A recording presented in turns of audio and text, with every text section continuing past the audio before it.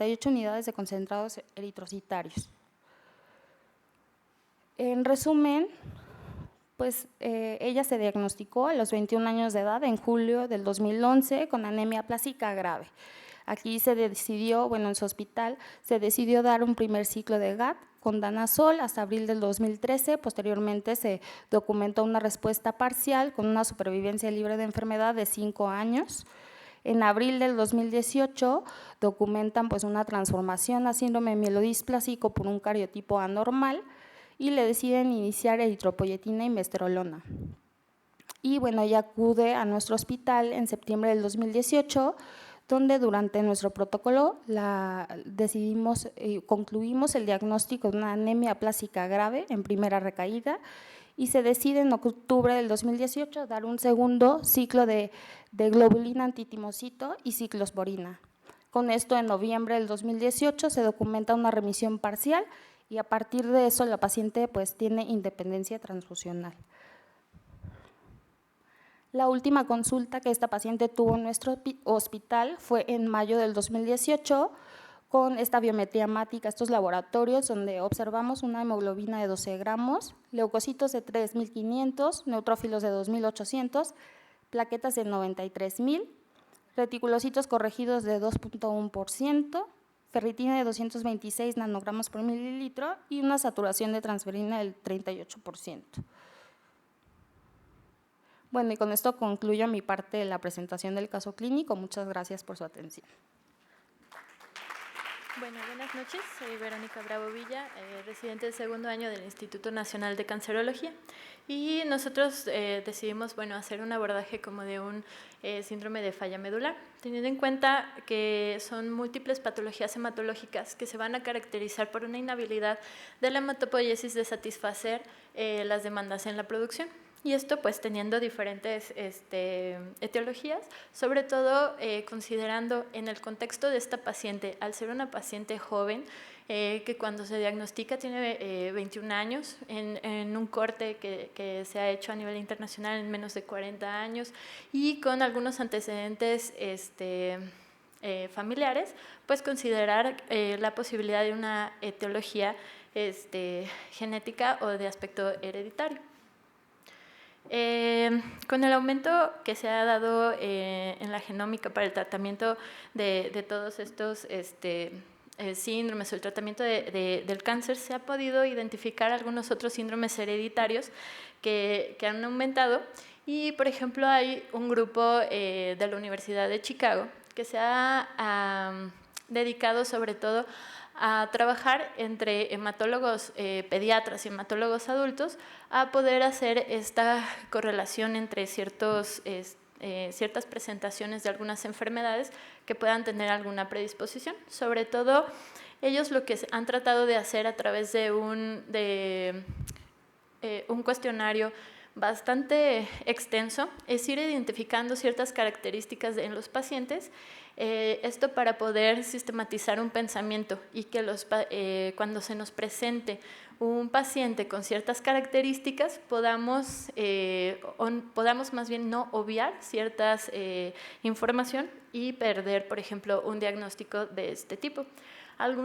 Ellos consideran que las preguntas que nunca nos deberían de faltar en un paciente con este tipo o con las características de una neoplasia hematológica siendo jóvenes es: ¿existen 2 o más familiares con el diagnóstico de un cáncer en la sangre? Y sobre todo preguntarlo en 2 generaciones. ¿El cáncer es agudo o crónico? Y si el familiar sabe como tal el nombre de la enfermedad, e incluso también considerar la historia de ciertos tumores sólidos, ya que considerando las etiologías hereditarias, estos se pueden acompañar muchas veces de algunos tumores sólidos.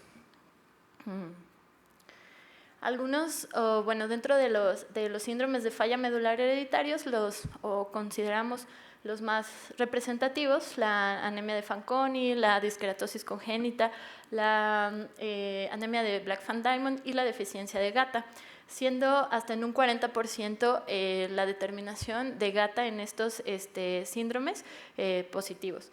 Entonces, normalmente van a tener las características de una pancitopenia, que se van a acompañar o todos relacionamos a ciertas alteraciones congénitas. Sin embargo, un número importante de pacientes, por ejemplo, en donde más se han reportado pacientes sin alteraciones fenotípicas, de hasta en un 25 a un 40%, es en la anemia de Fanconi. Y aquí es donde tendríamos nosotros que tener la capacidad de hacer este escrutinio para que aún en un paciente que sin las anormalidades genéticas que todos esperaríamos, pensemos en una predisposición sobre todo en estos genes. Algunos de los métodos de screening, pues la mitomicina C para la anemia de Fanconi, algunos la longitud de telómeros, sobre todo en las enfermedades por telómeros. Y bueno, obviamente ya la determinación de los genes para hacer el diagnóstico definitivo de estas enfermedades. Incluso ya en lo que es la clasificación de la Organización Mundial de la Salud del 2016, ellos ya dan un espacio para este tipo de neoplasias, considerando sobre todo algunos genes que podamos o que nos puedan dar la orientación hacia que se trata de una predisposición genética.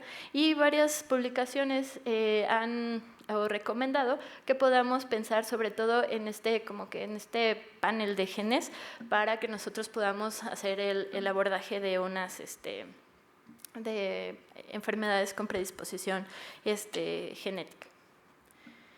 Y bueno, aquí considerando o en lo que queremos dar en este diagrama es cómo se van a sobreponer varios de estos síndromes, tanto de manera clínica, diagnóstica, fisiopatológica, y que tenemos que tenerlos en cuenta cuando estamos en la evaluación de estos pacientes.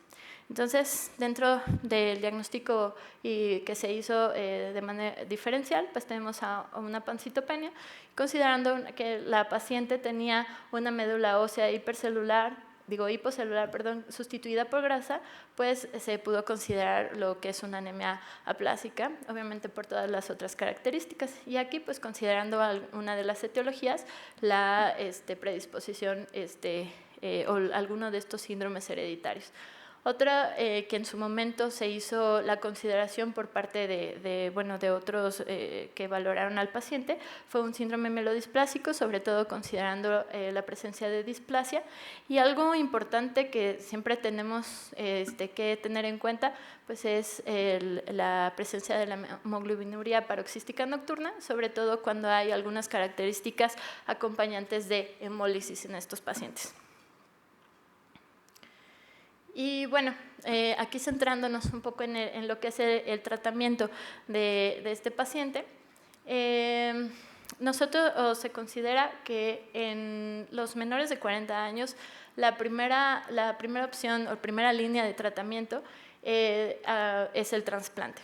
Entonces, sin embargo, bueno, aquí se hizo el escrutinio en búsqueda de un donador y la paciente pues no lo presentó, por lo cual tenemos o las otras opciones terapéuticas que son a base de los inmunosupresores.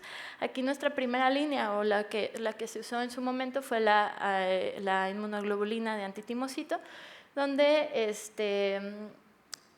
como tal, la que es recomendada en la anemia aplásica es la antitimocito de caballo, pero también en caso de no contar con ellas tenemos la otra opción que es la derivada de conejo. Esta se han tenido diferentes respuestas, considerando hasta una respuesta global a 3 meses hasta de 54%, y considerando, por ejemplo, la buena respuesta que tuvo esta paciente con una sobrevida global a 5 años de 80% y un periodo libre de enfermedad de 67%, pues vemos que es una buena opción de tratamiento cuando no contamos con todos las primeras opciones que se han descrito también. Y bueno, nosotros tenemos que observar la respuesta, sobre todo en los primeros 6 meses, y ahí poder hacer decidir si hacemos un cambio de tratamiento hacia una segunda línea del inmunosupresor. Sin embargo, con la inmunoglobulina junto con la ciclosporina, pues tenemos unas muy buenas respuestas. Y considerando también otro tratamiento que se usó en este paciente, que fueron los antiandrógenos, por ejemplo, y considerando la etiología de los síndromes genéticos, bueno, hay una publicación en donde, por ejemplo, del 2016, donde se usó el danazol en estos pacientes y se demostró que hubo una disminución del acortamiento de telómeros en pacientes, obviamente que se pudo demostrar el acortamiento de telómeros. Entonces, ¿cómo podemos considerar que esta paciente tuvo una buena respuesta al tratamiento, ya que no tenía requerimientos transfusionales durante un largo tiempo? Y bueno, ya como segunda línea de tratamiento también tenemos a lo que ya son el trasplante en paciente de donador no relacionado o el haploidéntico. Y bueno, aquí considerando el tratamiento que se dio previamente, ellos consideraron como tal un síndrome melodisplásico de bajo riesgo, para lo cual solamente se usó los estimuladores de eritropoyetina y el apoyo transfusional también en esta paciente. Y bueno, considerar que en los pacientes de alto riesgo siempre va a ser nuestro mayor objetivo el llevar también el paciente a trasplantes si son candidatos, o nuestras nuevas terapias que tenemos como son los hipometilantes. Y aquí considerando lo que es el papel del trasplante, sobre todo en lo que es el grupo europeo, son los que más han hecho son estos estudios.